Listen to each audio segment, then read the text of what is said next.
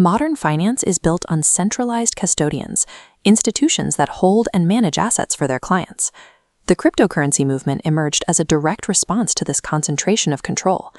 Digital exchanges mirrored the old system by storing user wealth on centralized servers. This created high-value targets for hackers, who could compromise a single point to access thousands of accounts. To solve this, investors moved towards cold storage. This involves moving digital keys onto a physical device that maintains strict physical isolation from the internet.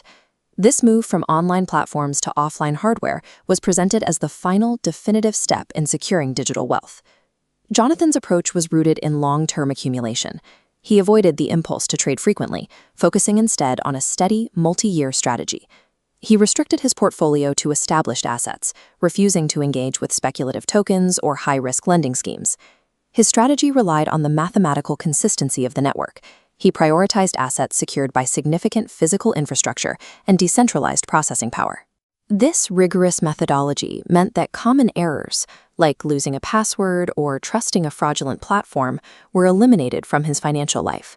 He stored the entirety of his accumulated holdings on a single physical hardware wallet, making the device the sole guardian of his wealth. These devices are designed to be air-gapped. They generate and store private keys internally, ensuring sensitive data is never exposed to an active internet connection. Jonathan spent years funneling his savings into this isolated environment, eventually concentrating $1.6 million into the device.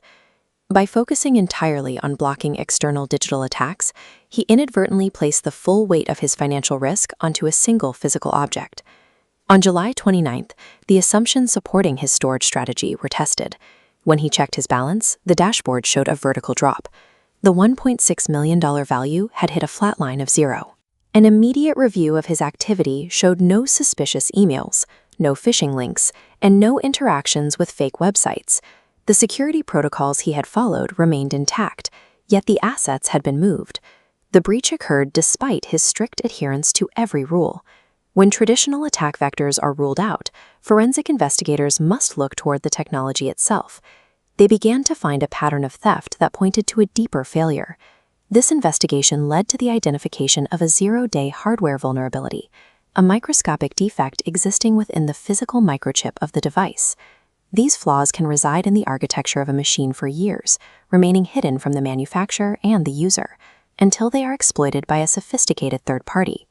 The devices engineered for protection can, in rare cases, contain the very flaws that facilitate a breach, turning the tool intended for safety into the point of failure.